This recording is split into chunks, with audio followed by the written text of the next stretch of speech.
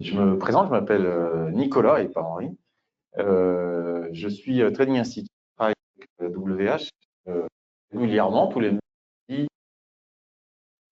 de trading, c'est-à-dire qu'on va montrer. Il est de ce côté de l'écran, c'est un peu le principe chez nous de trader devant vous, de vous montrer comment on travaille. Plein de façons, pas qu'une seule, que ce soit chez nous ou ailleurs. Bien entendu, c'est ça que tu veux le cache. Ok, ça. Il y a plein de stratégies qui existent sur les marchés financiers, hein, sur du scalping, day trading, etc. On en utilise plusieurs. Bien entendu, on se sert de l'analyse technique, puisque le principe du marché, c'est d'avoir des acheteurs et des vendeurs. Et donc, quand un acheteur achète à un vendeur, eh bien, ça fait un prix sur la bourse. C'est aussi simple que ça, mais du coup, si on prend juste 3 chiffres pour vous expliquer un peu les choses, voilà, c'est montré, c'est parfait. Le marché américain, je ne connais pas les marchés européens, enfin les chiffres sur le marché européen, mais sur le marché américain, vous avez tous les jours, tous produits confondus, sur le marché américain, 150 milliards de dollars qui sont traités. Les 500 plus grosses sociétés de gestion ont 150 000 milliards. Si je retire les milliards parce que ça fait beaucoup de chiffres, c'est 150 contre 150 000. Ça veut dire que les gros opérateurs, quand ils vont rentrer sur le marché, ils ont tellement d'argent qu'ils vont décaler ce marché. Ils n'ont pas d'autre choix. Et pour venir sur un marché, vous êtes obligé de passer par un courtier, comme WH par exemple, réglementé, bien entendu. Et quand vous êtes un gros opérateur, eh bien, vous allez passer vos ordres avec votre courtier. Nous, même sur des petits fonds, des choses comme ça, on a des tables d'opérations. Vous passez des ordres vous-même. Vous avez votre souris, vous envoyez des ordres sur le marché. C'est le courtier qui va exécuter l'ordre pour vous. Quand vous avez des tailles importantes, comme les sociétés de gestion dont je vous ai parlé, alors la plus grosse que vous commencez à connaître, qui s'appelle BlackRock, parce qu'il est question éventuellement que BlackRock gère les retraites des Français. C'est comme ça qu'on a commencé à la connaître un peu en France, mais bon, ça fait longtemps qu'elle est là. Eh bien, ces opérateurs vont téléphoner à leur courtier en disant, ben voilà, j'ai, je sais pas, 10 000 lots achetés, et tu as 3 heures pour le faire, et il raccroche. Et donc, il est important pour celui qui a reçu l'ordre d'exécuter les opérations. Hors de question, si moi je suis l'opérateur, si je suis le courtier, je dois acheter 10 000 lots en 3 heures, parce qu'il est 9 heures et j'ai jusqu'à midi, par exemple. C'est pour ça que quand vous allez regarder les graphiques, et j'espère que vous les regardez un petit peu différemment après ça, ben souvent vous avez une tendance le matin qui va un peu s'accélérer en fin de matinée, et puis après ça, elle va s'arrêter. Alors pourquoi elle va s'arrêter? Parce que dans un fonds de gestion, dans une société de gestion, 2 fois par jour, vous devez savoir ce que vous avez en portefeuille. Si j'appelle mon courtier et je lui dis tu m'achètes 10 000 lots, à midi, il faut que je le dise à mon service compliance, à mon service de gestion des risques, et puis à mon chef et à moi-même, savoir un petit peu combien valent les 10 000 lots que je viens d'acheter. J'ai une valeur en fonction de la quantité de ce que j'ai acheté. Donc, je vais avoir ça mis dans mon portefeuille. Et donc, mon courtier, il va m'appeler à midi en me disant bah, je t'ai acheté les 10 000 lots. Si moi, inversement, je suis courtier, hors de question d'appeler mon client en disant tu sais, j'en ai acheté 5 000, mais j'ai un super prix pour toi. Il s'en fout. Ce qui m'intéresse, c'est les 10 000. Alors, bien entendu, il s'en fout à moitié. Parce que ce qui va l'intéresser, c'est que quand je vais sur le marché, j'achète à un bon prix. C'est comme ça que je vais être valorisé. Il peut très bien passer. Et à ce moment-là, bah, il va dire à chacun, donnez-moi votre prix moyen. Et on va regarder quel est le prix moyen d'achat de chacun des courtiers. Et la fois d'après, bah, si j'avais 50 000 lots achetés, j'en ai donné à 5 courtiers différents. Là, pour la fois d'après, je vais donner un petit peu plus à celui qui travaille bien. Donc, c'est comme ça qu'on va regarder un petit peu comment ça va fonctionner sur le marché. Donc, nous, notre travail, petit opérateur, entre guillemets, puisqu'on n'a pas des dizaines ou des centaines de milliards, ça va être de regarder ce que font ces gros opérateurs. Donc, ils ont plein d'astuces pour se cacher. Il y en a plein qui me parlent je connais aussi ce qu'on appelle les ordres iceberg, c'est-à-dire que vous voyez bien que, par exemple, donc là, on a le carnet d'ordre. Je vais vous expliquer juste après comment ça fonctionne. Vous avez, par exemple, 300 ou 400 lots par ligne. Et quand vous regardez le volume cumulé par ligne, en fait, c'est 3 000, 4 000, 5 000 lots au final et pas 300 ou 400 lots par prix. Ça veut juste dire que quand on a un on ne peut pas le simplifier. C'est assez simple, c'est un échange entre un acheteur et un vendeur. Nous, on est trop petits pour donner un sens au marché. Eux, en revanche, vont donner un sens au marché. Et donc, comme c'est un acheteur et un vendeur qui vont s'opposer, eh ben, je peux pas. C'est comme dans la vie de tous les jours, où un appartement, un petit, je vais dire n'importe quoi, 250 000 euros, vous le mettez en vente. Si au bout de 10 minutes, vous avez 3 offres ou 4 offres, ben, soit vous augmentez votre prix, en général, c'est ce qui se passe. Soit vous appelez le premier, et je te le vends à 250. 3 ans, 180, 290, parce qu'il y a qui va l'acheter, donc ça sera au meilleur acheteur, puisque vous êtes vendeur. Et bien les marchés financiers, ça marche exactement de la même façon, sauf que ce sont des milliers d'opérations toutes les secondes qui sont effectuées. Et donc on est là pour acheter un prix. C'est pour ça qu'on vous tracez la base de l'investissement sur des prix horizontaux, et bien c'est tout simplement parce que ces prix vont intéresser des gros. Donc on va effectivement nous se servir de l'analyse technique, parce que sur l'analyse technique, ces gros-là qui vont se cacher, vous voyez par exemple, s'il y a 5284, il y a 85 même, on a 165 lots. Je ne sais pas si vous voyez bien, je suis un peu petit, mais c'est pas une baguette. Je vais mettre, excuse-moi. Voilà, j'ai une souris, c'est encore mieux. Voilà, vous voyez qu'ici, en fait, on cote le carnet d'or. Bon, il fonctionne 15 secondes. Ici, on a donc les propositions. Donc, sur la partie gauche, ici, c'est ce qu'on appelle le bid, c'est-à-dire les acheteurs. Donc, chacun va faire sa proposition. Ça s'appelle un carnet d'ordre. Concrètement, à l'époque, c'était quoi? C'est qui, salut les gars, moi j'ai envie d'acheter à 5277. Alors, est-ce que j'ai des signes? Je ne les connais pas parce que je ne suis pas jeune, mais je ne suis pas là. Louis, mais en fait, on se faisait des signes et on se disait, voilà, et c'est le principe du carnet d'ordre, voilà, moi j'ai envie d'acheter telle quantité. Alors, ça reste anonyme, mais les quantités sont affichées avec les prix. Quand une quantité est exécutée, elle est marquée sur un graphique.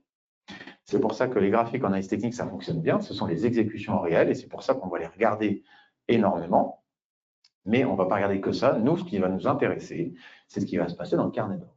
Le carnet d'ordre, c'est ça. Ici, jusqu'à normalement, on a le volume cumulé, je vais juste regarder là.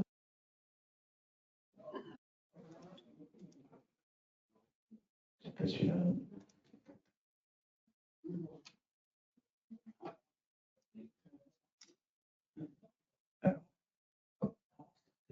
Ah, voilà, c'est génial. Donc là, vous avez les volumes cumulés, donc les volumes d'exécution, donc sur la partie droite. Donc le marché, depuis que j'ai ouvert ce carnet, n'a fait que descendre, puisque vous voyez qu'il n'y a pas d'exécution en bas. On vient de là-haut, on vient des 5295 et on est descendu. Si je regarde le graphique, c'est effectivement ce qui s'est passé. Je viens d'ouvrir le carnet sur le Eurostoxx ici, donc FASX. Même chose sur le DAX. C'est un peu ça. Et que vous voyez, c'était ça. Voilà. Donc, en fait, ce sont des marchés qui sont en train de descendre. Donc, on le voit très bien sur le graphique, mais on va aussi le voir sur un carnet. Et par exemple, donc, ce que je vous expliquais, là, on va aller sur l'Eurostoxx qui va un peu moins vite. Donc, l'Eurostoxx, ce sont les 50 plus grosses sociétés européennes.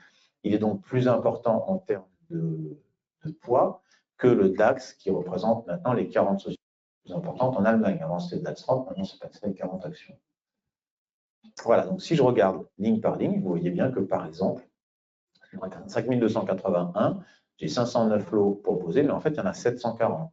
Sur 5282, j'ai 480 lots, mais en fait, il y en a 1885 qui ont été exécutés, et ainsi de suite.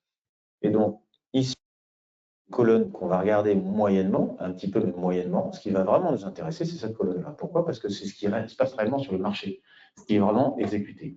Comme ces gros sont obligés de se cacher, donc si on prend l'exemple de l'appartement, et bien si moi j'ai envie d'acheter un appartement et qu'on est 10 acheteurs et qu'on est en bas de la rue, je sais que le vendeur va monter ses prix. Si je suis tout seul en bas et qu'il y a un vendeur, je vais pouvoir négocier.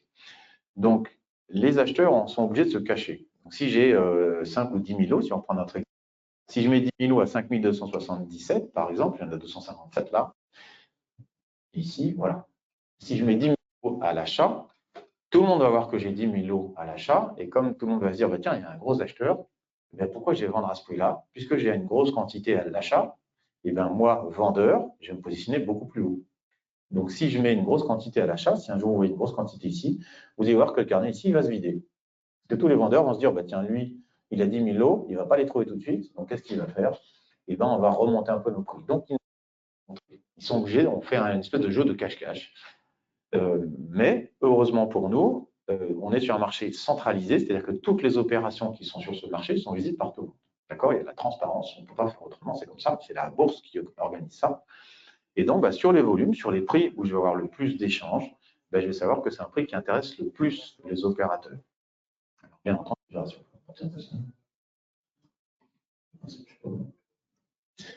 fait, Alors, attendez, je ne peux pas passer d'ordre pour l'instant. Voilà. Comme je suis en concours, je n'ai pas le droit de passer d'ordre non plus. On va faire un compte paper, c'est-à-dire un compte de démo. Mais voilà, donc l'idée en fait de ça, c'est d'observer. Donc nous, notre travail, c'est donc technique, hein, toute simple, parce que je suis dans une tendance haussière. Et n'oubliez pas que le trend is your friend, ça veut dire que vous mettez tout le temps dans le sens de la tendance. Pourquoi? C'est tout simple, hein. Vous regardez ici par exemple, si vous voulez à chaque fois acheter le bas d'une tendance en vous disant j'arrive tout en bas et je vais réussir à remonter tout ça et je vais faire un super trade, ben, vous allez vous casser les dents plusieurs fois avant que le marché en fait ne rebondisse.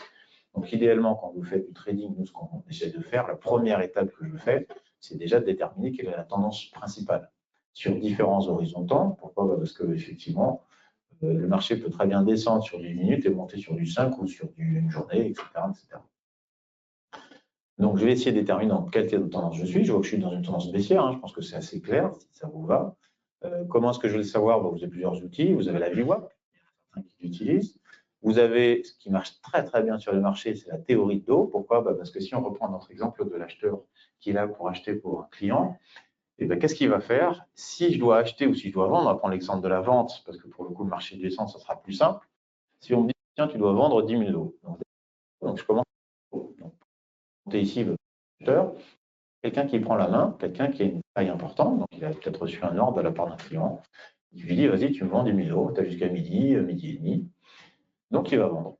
Il va vendre, mais s'il vend d'un coup, le prix de vente sera trop bas, et donc le client ne sera pas content. Et le client ne reviendra pas. Un courtier, ça travaille à commission. Donc si vos clients sont contents, ils reviennent chez vous, business classique. Si vos clients ne sont pas contents, ils ne reviennent pas chez vous. Donc à vous de bien travailler. Comment est-ce que vous allez bien travailler? Si vous avez une taille plus importante que le reste du marché, eh ben, vous allez devoir descendre doucement.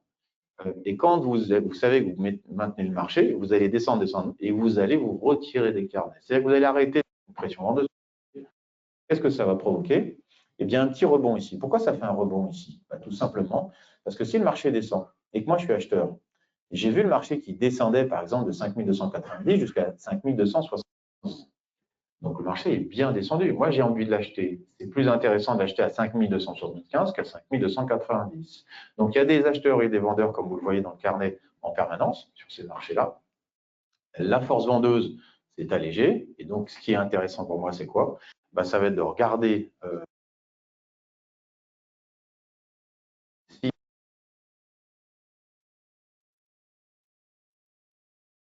entrer dans le marché hein, jusqu'à, je sais pas, 10, 15, 20 millions d'euros, vous n'impactez pas le marché.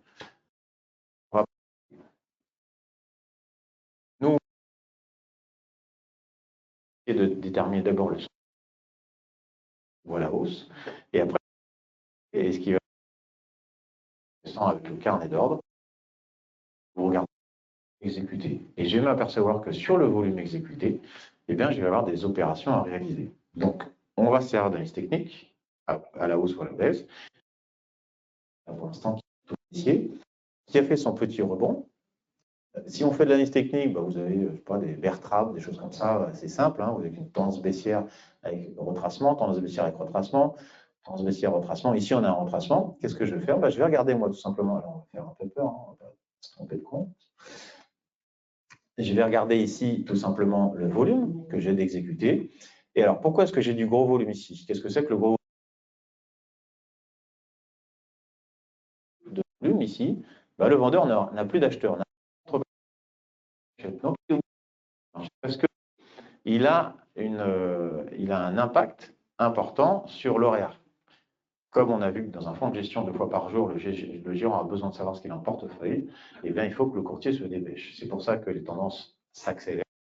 Et ici, quand je regarde mon carnet, tout simplement, je vois ici que le marché est bien descendu. Vous voyez qu'ici, le vendeur ne trouve plus d'acheteurs, c'est-à-dire qu'on a très peu de volumes qui sont exécutés, 76, 288, 441, et que le marché recommence à rebondir. Alors, est-ce que c'est un rebond marché ou pas? Je ne sais pas, je n'ai pas l'impression. Et dès qu'on arrive ici, tiens, le vendeur retrouve un acheteur, donc on recommence à vendre. Mais le vendeur est pressé, il est plus pressé que l'autre. Et c'est toujours le même principe que dans la vie, si vous êtes pressé dans quelque chose, vous allez faire un effort sur le prix. Si vous n'êtes pas pressé de vendre, vous ne faites pas d'effort sur le prix. Le vendeur est plus pressé que l'acheteur.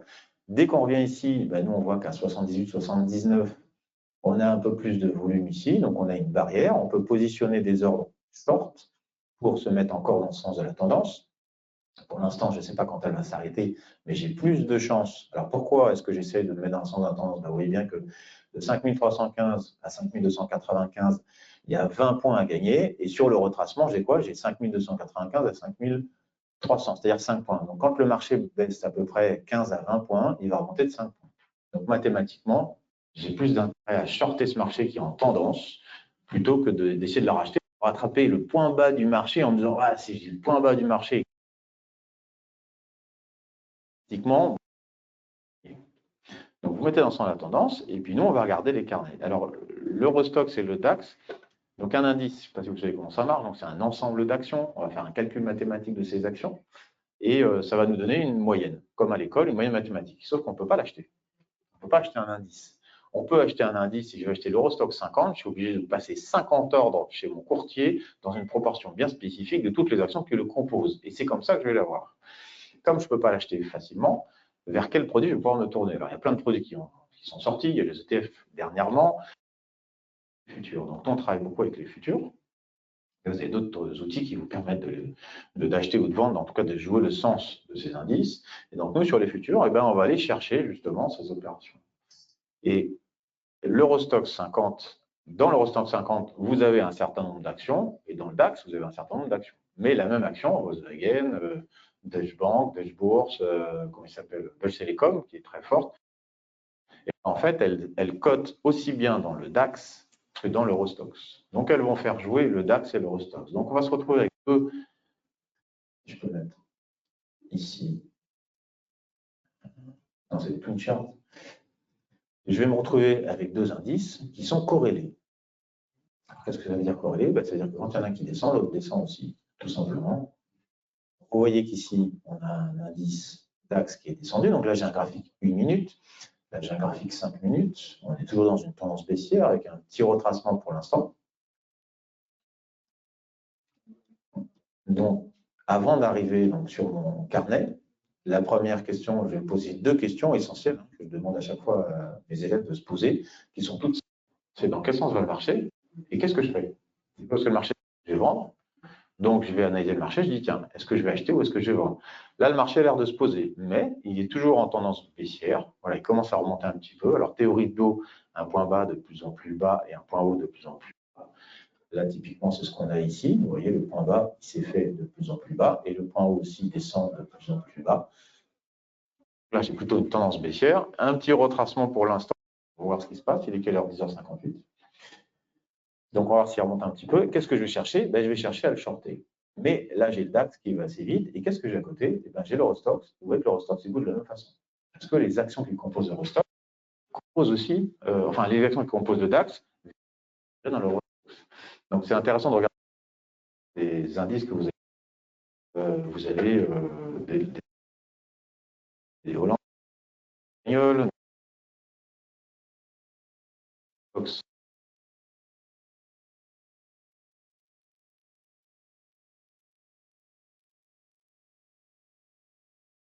DAX et 1 million de contrats Eurostoxx. Donc, vous voyez qu'ils jouaient sur les deux. Et dans les banques, on joue sur les deux. Et il y a un intéressant, c'est que vous voyez que l'Eurostoxx bouge doucement. En fait. Donc ça, c'est la bourse qui décide. Si l'indice que vous avez sous les yeux cote point par point, ce qu'on appelle un tick, c'est la plus faible variation entre les deux mesures, ou s'il va, donc là aussi, on est sur du tick par tick. Et pour ceux qui aiment bien les marchés américains, par exemple, si vous faites du S&P 500, ça marche par quart de tick, par quart de point, pardon. Un tick, c'est un point, c'est $50, et un tick, on appelle ça un tick. Et donc, ces cases-là, vous allez voir qu'en fait, elles bougent toutes de la même façon. Donc ici, on a une tendance haussière qui redescend. On a dit qu'on allait faire un peu peur.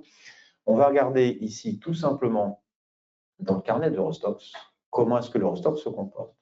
J'ai un marché qui est descendu jusqu'ici, qui est remonté, et quand il est remonté, donc si vous vous souvenez, on était descendu jusqu'en bas, on est remonté, il a eu du mal à redescendre, il remonte un petit peu ici, donc on a peut-être un retracement. Celui qui était en train de vendre a peut-être terminé ses ventes.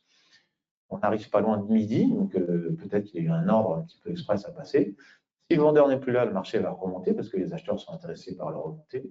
Et donc, on va surveiller les quantités que je vais avoir à l'achat et à la vente et les quantités exécutées dans le carnet de l'Eurostoxx.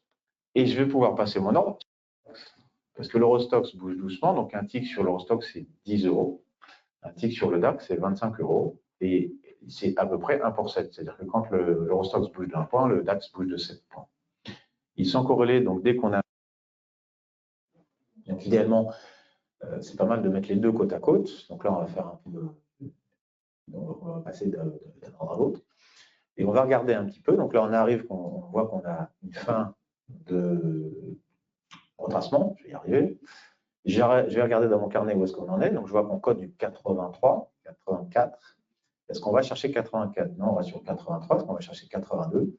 Les 284 lots ici et 305 ici. Pour l'instant, on a même un spread. Voilà, on commence à exécuter 83. On remonte à 83, 84. Donc nous, on va travailler vraiment au tick, c'est-à-dire au point près. Voilà, vous voyez que dès qu'on descend, dès qu'on arrive sur du 84, on n'arrive plus à aller plus haut. 84, je vais regarder s'il exécute 85 ou pas. Donc c'est un jeu qui est très important. Ce qui est très important dans ce métier, c'est la patience. C'est-à-dire que vous devez attendre un point précis et quand vous avez ce point, vous pouvez rentrer. Tant que vous ne l'avez pas, il ne faut pas anticiper les choses. Et donc là, on attend. On a graphiquement quelque chose d'assez simple. Retracement, est-ce que c'est la fin du retracement? J'en sais rien. Mais je vais regarder dans mon carnet et je vais regarder les exécutions réelles et je vais regarder surtout si on traite 84, 85, 183. En fonction de ce qu'on va faire, ici, ben, je vais aller prendre une position sur le DAX, parce que vous allez voir que le DAX, en fait, il bouge un petit peu plus vite. Donc là, je suis sur du 84. Donc on dit 84.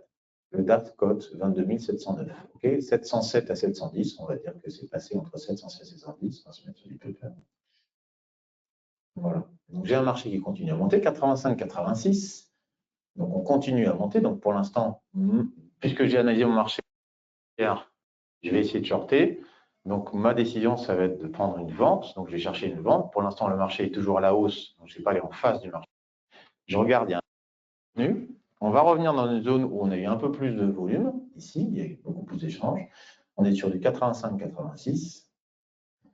85-86. Et votre DAX, vous voyez qu'on est sur du 710-713 pour l'instant. 85. Est-ce qu'on remonte à 86? S'il a du mal à monter à 86, c'est que je vois qu'il y a un petit peu de mouvement qui rentre. Donc, vous voyez, 2120 lots, 2197 qui sont exécutés. Ben, je peux me dire que l'acheteur qui est en train de revenir, le vendeur qui revient, commence à trouver une résistance, quelqu'un qui s'oppose à lui. 85-86. Et on revient sur 84. Donc, on va faire un truc tout simple. Voilà, vous voyez qu'on est remonté sur du 22-24. Position. On va prendre un short ici. Ah oui, je ne veux pas ça. On va retirer la main. Hein. On ne va pas y arriver. Il est déjà un petit peu descendu. Voilà, j'essaie d'entrer un short à 715 sur le DAX. Je vais voir s'il veut bien le prendre. Voilà, il m'a exécuté. Et je vais plus regarder mon DAX. En fait, je vais juste regarder mon Eurostoxx. Vous voyez qu'on était sur du 86. On revient à 85. Si on redescend à 84, ben, il y a des chances que on traite 84, donc c'est quand 84. Si on vient sur 83, voilà, vous voyez qu'on revient un peu et qu'on traite 83, et bien je reviens voir mon DAX, qu'est-ce qui se passe? Vous voyez qu'en fait, j'ai gagné un petit peu plus. Parce que les deux étant corrélés, celui-ci va beaucoup plus vite. Donc, qu'est-ce que je peux faire pour ceux qui ont. Attendez, je ne dis pas de bêtises, on met un stop. Voilà, comme ça, on met un stop, on protège, il faut mettre des stops systématiquement. Et en fait, je vais suivre mon opération.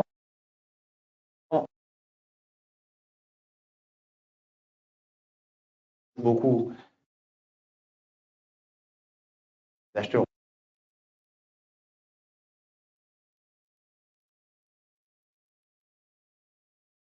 Panache qui a plus.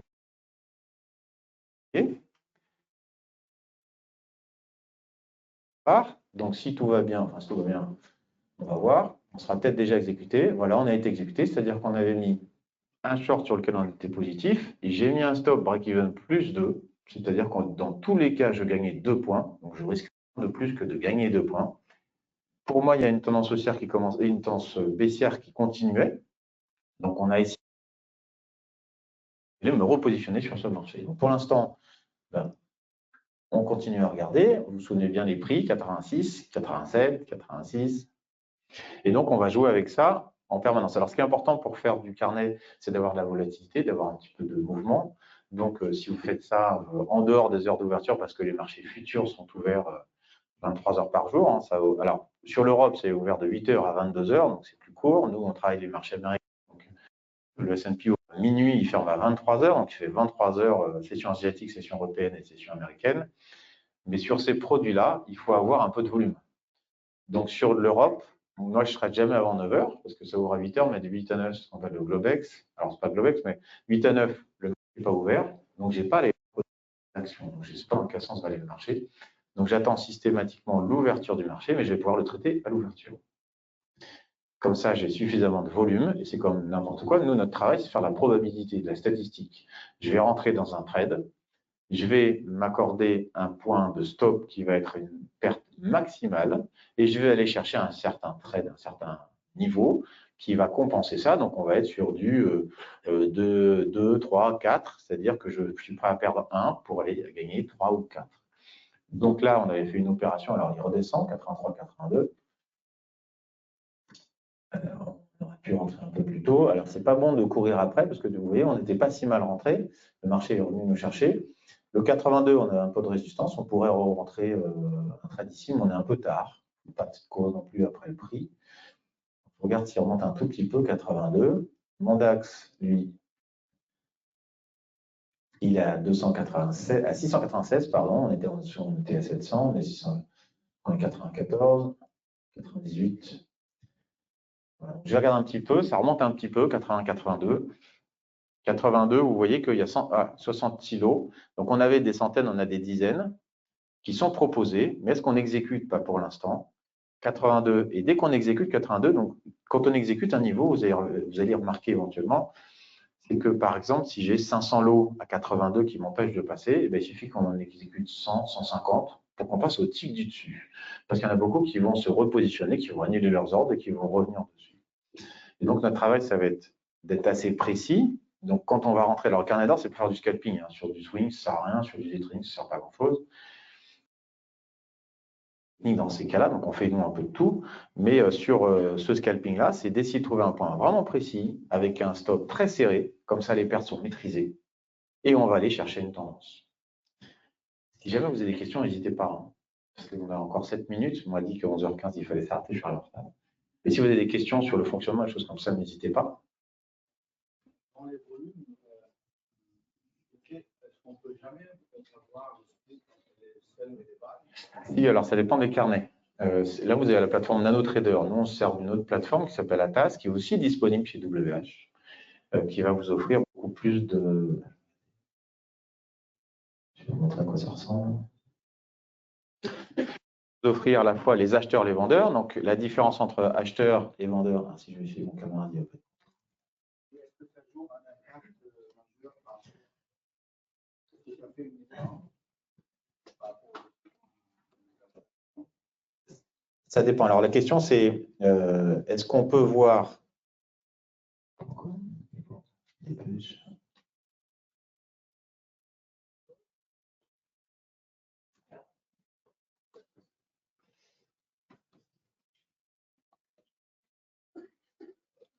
Je crois que c'est ça. Non, je crois que c'est pas ça. Ça, c'est autre.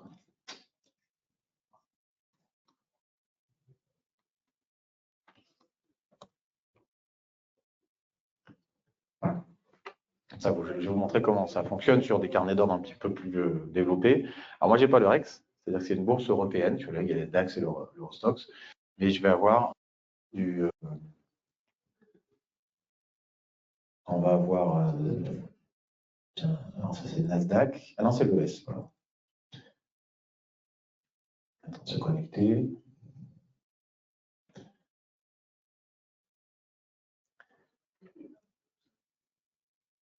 C'est connecté.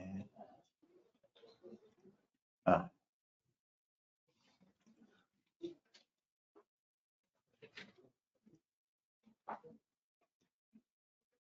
Je suis désolé, c'est juste que c'est notre ordinateur de démonstration, parce qu'on a des vraies stations. On aime bien quand on travaille avoir quelque chose d'établi. Donc on ne travaille pas sur des portables. Moi, j'en ai un qui travaille sur un portable, mais qui a un deuxième écran à côté de lui. Et du coup, le flux n'est pas arrivé. J'essaie de vous brancher un flux. Et donc, la question de monsieur, et les deux questions, c'est est-ce qu'on peut voir les acheteurs et les vendeurs, une séparation entre acheteurs et vendeurs et pas juste le volume cumulé. Donc oui, effectivement, c'est ce que j'essaie de montrer. Et est-ce que ça a un impact? Donc la différence entre les acheteurs et les vendeurs, pour ceux qui aiment bien le carnet, qui font un peu de carnet. Allez, vous faites du tout.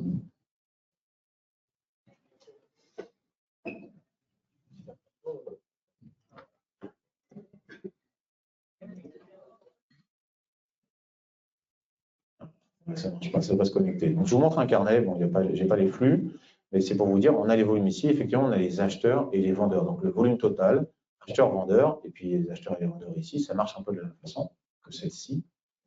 Et donc, c'est ce qu'on appelle l'imbalance. L'imbalance, c'est-à-dire la différence entre les acheteurs et les vendeurs. Est-ce que si j'ai plus d'acheteurs exécutés que de vendeurs exécutés, ça me donne une indication, je dirais, à moitié? Parce que qu'est-ce qui va faire en sorte que j'ai un acheteur, qu'on dise, tiens, ça a été un achat, et bien, c'est qu'en fait, si personne ne bouge, vous avez des acheteurs et les vendeurs face à face, si personne ne fait un effort, le marché ne bouge pas. Si du coup, un acheteur vient voir le vendeur, et bien, on va considérer que c'est un achat, et donc ça fait monter le carnet. Mais si moi, je suis un gros vendeur, soit je suis pressé et je vends vite et je vends et je vends et je vends et je vends, soit je ne suis pas pressé, je me mets en cachant mes tailles, c'est-à-dire ce qu'on appelle les ordres iceberg, c'est-à-dire tout simplement mettre une taille importante, mais sans la montrer. Donc, dès que c'est exécuté, je ne sais pas, j'ai 50 lots qui sont exécutés, automatiquement, mon algo, il va remettre 50 lots, il va remettre 50 lots. Enfin, 50 lots, alors c'est des algos qui vont faire différemment, ils vont faire un shuffle entre 40 et 50, donc une fois c'est 42, 47, 43, etc. Une petite astuce, mais ça on rentre un peu plus en détail. Mais tout ça pour vous dire que, effectivement, si moi je ne suis pas pressé, eh bien, j'ai une grosse taille à la vente, et c'est les acheteurs qui viennent me taper parce qu'eux, ils ont besoin d'acheter, ils sont un peu plus pressés que moi, donc ça rentre dans les tailles et était à la vente. Donc l'imbalance entre l'acheteur et l'information n'est pas essentielle. Pour moi, l'information est essentielle puisque l'échange, c'est vraiment ce volume-là. Ici, vous avez, pour ceux qui connaissent un tout petit peu, ou juste pour vous expliquer, ici, ce qu'on appelle des cloches. Vous voyez qu'en fonction des prix, il y a plus ou moins d'opérateurs. Et l'idée de base, elle est marrante, facile à dire, mais elle n'est pas toujours facile à effectuer. Sur le marché, on essaie d'acheter des bas et de vendre des hauts. Et bien, quand vous avez sur un carnet des volumes qui vous sont imprimés comme ça, et bien, vous savez où sont, là où il y a les gros volumes, on ne se met jamais dedans. Parce que ça veut dire que les acheteurs et les vendeurs échangent beaucoup. Nous, ce qu'on va chercher, c'est que si je vais acheter ici, ou si je vais vendre au-dessus de ça, par exemple, et bien, je vais me retrouver, si vous regardez les graphiques avec des bougies, sur les mèches. Donc, j'aurai des bons points d'entrée. Et des stratégies au carnet, il en existe quelques-unes. Le fonctionnement du carnet, il n'est pas difficile. C'est comme la voiture, il faut l'apprendre. Et il faut faire des exercices d'une certaine façon pour accumuler des compétences, comprendre des choses, et puis recommencer, recommencer, recommencer. Donc, la première fois que vous rentrez dans une voiture, c'est les essuie-glaces, le rétroviseur, le machin, etc. Il y a du monde autour, c'est compliqué. Et plus vous allez apprendre, c'est comme dans le sport, plus vous allez apprendre, vous faites du tennis, au début c'est catastrophique et puis ça va rentrer. Ben, en fait, il faut vous exercer. Il ne faut pas faire n'importe quoi, vous avez des exercices bien spécifiques, mais ça vous permet après d'habituer votre œil au fonctionnement qui rentre et qui sort. Et finalement, le marché n'est qu'un volume qui rentre et qui sort, parce que ce sont les gros opérateurs qui rentrent et qui sortent. Okay. Si je comprends bien, le marché qui m'intéresse, c'est un marché ou à la vente ou à l'achat. Le marché, alors le monsieur me dit, ce qu'on va chercher, c'est un marché qui est vide, c'est ça? Pas un marché qui est vide, mais un côté où la vente ou l'achat qui est où il y a un très faible carnet de vente. Alors, ça va pas être la quantité proposée, parce que si vous regardez bien ici, vous avez quasiment autant. Hein, on est dans les 400 ici, on est dans les 400 ici. Bon, si on est à 350 et à 550 de l'autre côté, c'est pas une grosse différence. Mais dans le volume exécuté, ce que je vais chercher, une des stratégies, effectivement, c'est qu'une fois qu'on a déterminé dans quel sens va aller le marché, c'est d'essayer de rentrer sur ce marché à des points optimisés. Et les points optimisés, c'est effectivement là où j'ai moins de volume. Parce que là où j'ai le plus de volume, c'est, vous voyez que quand je regarde un graphique, là où j'ai le plus de volume, c'est de 301 à 282. Et bien le 301, il est où? Il est là. Le 282, il est par là. Et donc, on est bien sur la partie où j'ai le plus de volume et ça rebondit dans cette zone-là. Et moi, ce qui m'intéresse, c'est d'essayer d'acheter ces points bas, de vendre ces points hauts. Effectivement, en regardant un... Alors, il y a des méthodes de rafraîchissement. Est-ce que je garde les volumes depuis le début, pas le début? Donc, moi, j'ai 2 colonnes parce qu'il y en a une que je rafraîchis régulièrement et une que je rafraîchis jamais. Et ça nous donne des indications. Et quand le marché, alors on traite beaucoup le marché américain, donc quand le marché américain ouvre, il y a déjà eu toute la cotation du marché asiatique et le marché européen. Donc on a déjà des niveaux qui sont tracés. Mais moi, je connais plein de gens qui ne travaillent qu'au carnet, c'est-à-dire jamais avec un graphique. Où les graphiques sont tout petits, c'est des lignes, c'est même pas des bougies, tout simplement pour se dire quel est le momentum. Quand vous faites du trading, il y a des choses qui sont compliquées tout le temps.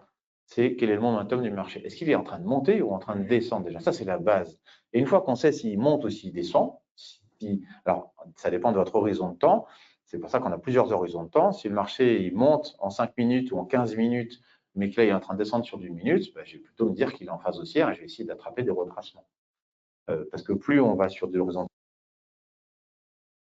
une fois que vous avez son momentum, est-ce qu'il monte, est-ce qu'il descend, ou est-ce qu'il est en rang, il ne se passe rien. S'il est en rang, il ne se passe rien, vous n'êtes pas obligé de trader.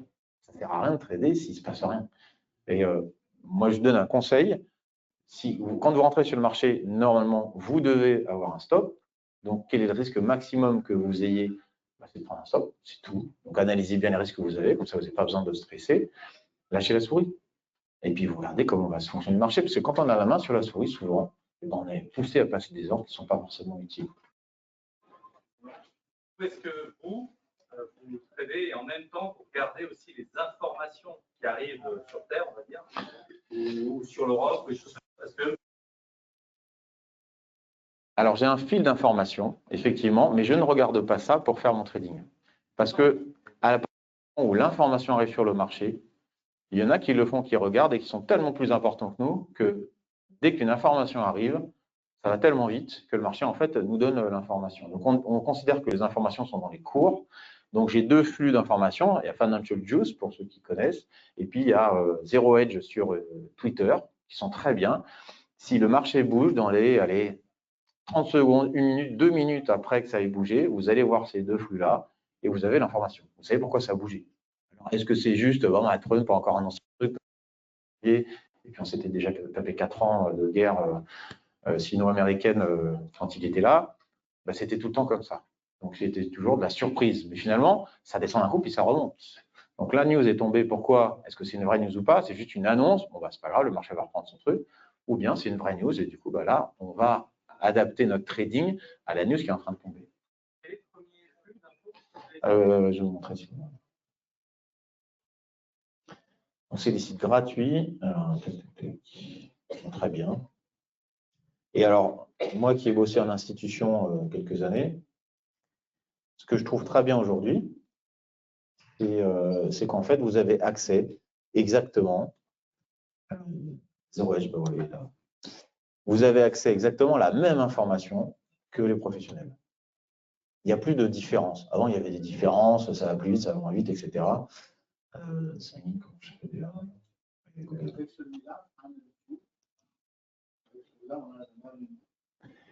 Ça va aussi vite en fait à aller à 15 secondes ou 30 secondes près. Vous avez la news. En fait, ces sites, pour donner l'information la plus rapide, sont abonnés à Dow Jones Newswire, Reuters, Bloomberg, Al Jazeera, CNBC. Ils regardent tout en fait. Ils regardent toutes les news qui vont faire bouger, l'AFP, etc. Et la news, en fait, elle est faite comment en bourse? Vous avez les agences de presse, Bloomberg, Dow Jones, par exemple, qui sont sur le terrain, qui récupèrent l'information. Et quand vous êtes en salle de marché, eux, ils viennent tour à tour tous les ans en disant, tiens, l'année dernière, moi, Dow Jones Newswire, j'ai donné 15 secondes avant l'autre, telle news, telle news, telle news, ça fait bouger les marchés pour vous vendre leur flux. Donc, c'est 1 500 € par mois. Ces sociétés-là, en fait, aujourd'hui, sont abonnées à tous ces flux. Donc, en fait, vous avez la même information que les professionnels. Vous n'allez pas à la nanoseconde prendre une décision, votre trading tranquille. Vous avez un stop, vous risquez rien à part un stop. Donc, ça ne sert à rien pour moi de payer. Ici, vous avez plein de choses. Ce que je trouve très bien, alors j'espère que vous le faites, vous avez par exemple sur votre gauche, en plus ici, un calendrier. C'est essentiel de regarder son calendrier quand on fait sa préparation, simplement pour savoir à quel moment le marché va bouger. Moi, je ne suis jamais dans le marché 2-3 minutes en une stat, je la laisse passer, je les laisse s'énerver. Si ça bouge beaucoup, à 13h30 américaine, Bah, si à 13h35, ils sont toujours en train de faire des zigzags, bah, je les laisse, c'est pas grave, je ne suis pas pressé. C'est vrai qu'on se dit, tiens, je mets un lot ou deux là-dessus, c'est génial, je prends 1000 euros. Mais non, c'est du gambling, c'est du casino, ça sert à rien. Donc on est là pour faire quelque chose de régulier. Donc ce site, il est très bien. Vous avez non seulement les annonces, donc vous voyez qu'ici, à 13h30, les annonces, mais vous avez aussi les petits points bleus, ce sont les discours. Et en ce moment, il y en a pas mal. Et ce qu'ils nous ont mis, alors on ne peut pas remonter en arrière, je ne peux pas vous montrer là. Mais dès que Trump va faire un discours ou va faire une annonce, on n'en a pas aujourd'hui pour l'instant, vous avez un point bleu et il dit, voilà, bah tiens, aujourd'hui, Trump, bah voilà, regardez. Donc, il a un dîner à 1h du mat, il a eu un dîner, alors je ne sais pas ce que c'est clic, regardez, mais voilà, il est un dîner. Vous pouvez même anticiper un peu les angles de Trump pour vous dire, tiens, à telle heure, il a déclaré qu'il allait parler, et bien je sors du marché, j'attends qu'il parle. Ouais. Que pensez-vous d'utilisation de cartes l'utilisation de cartes comme Bookmap, en fait, moi, ça fait 25 ans que je suis dans les marchés, j'ai commencé en juillet 2000. Bon, j'étais passionné avant, donc j'ai mon ordinateur avec le truc. Ça a énormément changé. Les marchés ont énormément changé. Ils vont beaucoup plus vite. Ils sont plus réactifs. Tout le monde fait de l'analyse technique, donc ça, c'est plutôt bien, parce que du coup, on va tous dans le même sens. Et en fait, il y a plein de logiciels qui sortent, qui sont mis en place plus ou moins depuis plus ou moins longtemps. Donc, Bookmap, monsieur me demandait ce que j'en pensais. Pour moi, plus c'est simple, mieux ça marche. Parce que c'est comme ça que j'ai été formaté. Ça va correspondre à certaines personnes. Moi, j'ai des élèves qui viennent chez moi, qui me disent, bah, moi, j'utilise ça et ça. Il n'y a pas de problème. Ils utilisent ce qu'ils veulent. Si ça vous permet d'avoir une bonne décision, c'est un outil qui vous convient. On est tous différents. Moi, je vois, je sais pas, on en est à, cette année, on a peut-être eu 200 élèves qu'on accompagne sans limite, parce que chez nous, les formations, elles n'ont pas de limite. Les gens, ils rentrent chez nous, ils ne ressortent plus. Je les accompagne tant qu'ils ne réussissent pas. On fait on a un plan de travail, mais derrière, on travaille ensemble. Voilà, ils m'envoient leurs éléments, etc. Eh bien, si ça leur correspond, si ça leur va, très bien. Il y en a qui aiment bien rester en position, il y en a qui ne veulent pas être en position, il y en a qui aiment le S&P, le Nasdaq, il y a de tout. Et puis il y a des gens, on va même travailler un peu plus loin, qui n'ont pas confiance en eux, donc on leur donne confiance et après ça, on travaille sur le trading, on fait plein de choses comme ça. Donc Bookmap, si ça vous aide, aucun problème. Tout ce que vous avez appris avant, c'est quelque chose qui fait partie de votre culture de la bourse. Il y a plein de choses qui fonctionnent. Nous, on est 4 chez Trading Institute. Les 3 autres sont des anciens élèves à moi d'il y a 5-6 ans. Qui aujourd'hui tournent très bien, qui sont des mecs sérieux, jeunes, sympathiques et qui sont passionnés. Et ben, il y en a encore un qui m'a sorti un truc que je ne connaissais pas. Il me dit, tiens, j'ai remarqué que quand on fait ça sur les paliers de prix, tu as vu que ça imprime. Ok, ben, je vais essayer, j'ai tenté. Si ça me va et ça m'intéresse, ben, je le prends. Si ça ne me va pas, parce que ça ne correspond pas à ma façon de travailler, je ne le prends pas. Mais j'évolue tout le temps. Les marchés, ils évoluent tout le temps. Si Bookmap, ça vous parle, pourquoi pas? Je pense que c'est quelque chose qui est bien. Après, moi, j'en ai pas besoin. Mais si vous en avez besoin, ouais. Ah oui, revenir au graphique, pardon. Ça va pas.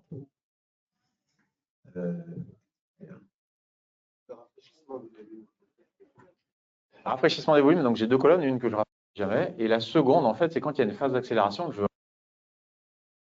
Donc, à partir du moment où j'ai décidé que le marché est baissier, j'ai envie d'acheter, le marché commence à accélérer un peu plus, je rafraîchis. Et je vais avoir les volumes exécutés en temps réel. Et quand je vois qu'on arrive sur un niveau, et que là, il y a beaucoup de volumes qui rentrent d'un coup, ça me donne une information supplémentaire. C'est que le vendeur qui vendait, tout d'un coup, ben, il trouve une contrepartie. Si le marché descend sans volume, ou monte sans volume, c'est que la contrepartie n'existe pas, ou très peu. J'ai 10 000, tu en as 200, tu en as 200, tu en as 200, ça ne suffit pas, j'ai 10 000. Et comme je suis pressé, parce que mon client m'a dit tu te dépêches, eh bien, je dois vendre, je dois passer la taille, vite, vite, vite. Et tout d'un coup, quand j'en vois, tiens, 200, c'est pris, 200, c'est pris, 200, c'est pris. Et en fait, ça s'arrête. Et même si ce que je vous disais, on voit 400, 500 et 500, ben, vous voyez bien qu'à gauche, alors à droite plutôt sur mon écran, ici j'ai 5000, 6000, 6000, 5000, 4000, j'ai pas 400, j'ai 4000, 4006, 4009. Donc en fait, les quantités sont plus importantes par prix que ce qui est montré dans les carnets. Mais du coup, le volume exécuté, c'est ça qui me donne de l'information. Donc pour moi, c'est une façon de travailler. J'ai un de mes camarades qui rafraîchit jamais, il ne veut pas en entendre parler. Et puis moi, j'adore rafraîchir. Il y a des élèves qui le font, il y en a qui ne le font pas. C'est vraiment en fonction des personnes. Mais moi, je vais le rafraîchir juste avant de rentrer parce que je veux savoir et je veux avoir cette confirmation. Savoir où est-ce qu'on en est et où sont les volumes réels. Sur Atas, il y a une petite croix. Je ne sais pas. Voilà, sur Nano, je te dis pour WH, ils m'ont demandé de travailler sur Nano. Donc, par contre, quand je fais des lives et ça m'arrive d'en faire sur Nano, bah, tout à l'heure, je ferai la compétition. Et j'ai fait, c'est moi qui ai gagné avec des traders pour ceux qui ont regardé. J'ai passé 6h30 sur un comme ça, sans rafraîchissement, en regardant juste les cours, 93, 93, 94, ça monte un peu. Donc, ça redescend un peu, je sors. Et en fait, on travaillait au tic. Donc, je gagnais 2 ticks, 3 ticks, puis je sortais. Mais j'attendais à chaque fois une phase d'accélération.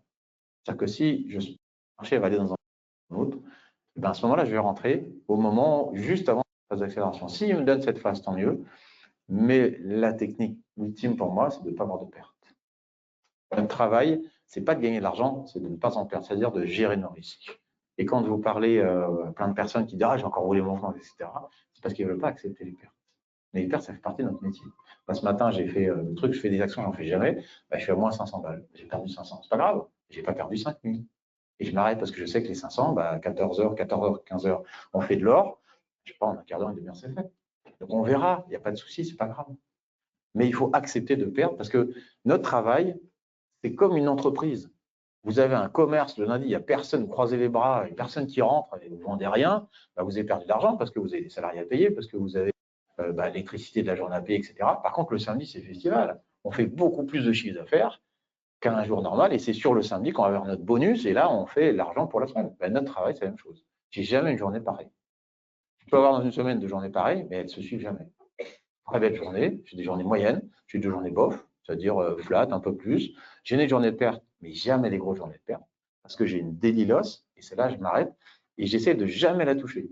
Donc quand je commence à perdre, j'allège mes tailles, alors qu'il y a plein de gens qui me disent bah, « Attends, je double », je ramène, ben non, parce que si je double et que je perds, ben, je perds encore plus, et ça me travaille encore plus. Et puis si j'ai une perte ou 2 pertes, je lâche ma souris, n'hésitez pas à faire ça. Lâchez votre souris, vous levez, un petit thé, un petit café, une petite balade, vous ouvrez la fenêtre, vous respirez. C'est génial, je vous assure, parce que toutes les émotions redescendent. Et une fois que les émotions sont redescendues, vous revenez sur quelque chose de classique. Vous avez une stratégie, il faut avoir une stratégie, mais il y en a plein qui fonctionnent, hein. Il n'y a pas que les nôtres. Il y a plein de gens qui prennent plein de stratégies qui marchent très bien. Moi, c'est un condensé de 25 ans, c'est-à-dire un condensé de plein de stratégies différentes, et j'en apprends des nouvelles. Mais la base est toujours la même. Théorie d'eau, très bien, pas de problème. Vous voyez qu'on a un retracement. Donc là, on est en train de retracer, de remonter. Le vendeur a terminé. Avec ce que je vous disais, si vous regardez les graphiques, par exemple sur le marché européen, de 9h à midi à peu près, il y a une tendance qui va se dessiner. Vous allez voir que vers 11h, 11h30, midi, elle va s'accélérer parce que celui qui est en train d'acheter ou en train de vendre, ben, il accélère le mouvement. Et dès qu'il a terminé, eh ben, il s'en va et le marché va prendre le sens inverse. Et pourquoi il s'en va? Ben, je vous l'ai dit juste avant. Parce que dans un fonds de gestion, 2 fois par jour, vous devez savoir ce que vous avez en portefeuille. Donc, il faut que le courtier qui est en train d'emmener le marché dans un sens ou dans un autre, à midi, midi et demi maximum, il ait envoyé ces éléments à son client. Voilà, c'est fini, je vous écoute. Sur les marchés américains, c'est quoi les horaires? C'est un peu la même chose, c'est-à-dire milieu de journée et fin de journée. Donc, alors là, on est en décalage horaire, donc ça ouvre à 14h30 plutôt que 15h30. Dans un marché classique, je dirais 15h30, 18h. Et après ça, c'est 22h. Et sur le marché américain, vous avez les 0 debt to expire, les options qui prennent beaucoup de poids. Et à partir de 21h, 21h30, vous trouvez beaucoup de volatilité à cause de ça. Ou grâce à ça. Voilà. On peut se faire de la veille WAV, la moyenne mobile. Moyenne mobile 14-21 marche très bien. Si vous voulez, je vous donne 2-3 trucs. Les points pivots classiques, ça marche très bien. Alors, moyenne mobile, non, mais VWAP, point pivot, OPR 15 minutes, très bien, magnifique. C'est des niveaux qui marchent parce que tout le monde les utilise. Comme les supports résistants, tout le monde les utilise, donc ça fonctionne. Après, quand on arrive sur un niveau, qu'est-ce que je fais? J'y vais pas, ben là, je regarde mon carnet. Et je vais regarder si j'ai des acheteurs, des vendeurs, etc. Et là, ma décision, elle est prise parce que j'ai un stop court et j'ai un pourcentage de réussite qui est bien supérieur. Ouais, je vous écoute. Oui, sur les trading, est-ce qu'on voit juste des achats et des ventes market ou Pour moi, que ce soit limite au market, c'est la même chose pour moi. Parce que pour que quelqu'un vienne acheter, il faut qu'il achète market vers toi. Il peut acheter limite, mais franchement, acheter limite à un tick près, il ne faut pas remettre ton ordre, mettre un chiffre, etc. Rien vendre. Qu'est-ce qui pour vous rend non utile d'utiliser du carnet d'ordre sur des trading? Swing trading sur comprendre. Des trading, moi j'ai fait un peu des trading quand j'ai vraiment acheté un bas ou vendu un haut et que je déplace mon stop gentiment. Et souvent, je vais alléger ma position avec un petit bénéfice et le reste, je vais laisser couler. Mais du coup, je vais laisser couler avec un stop un peu plus large. Et à la limite, je laisse la position, je vais bouffer Je reviens 2 heures après, je vois comment ça s'est passé, bien, pas bien, je redécolle, etc. Mais moi, j'aime bien quand ça va un peu plus vite. Après, sur du swing, en fait, on allait juste les tailles. Mais le carnet, pour moi, sur du day trading, il n'a pas vraiment lieu d'être. C'est vraiment pour affiner un point d'entrée, voilà, mais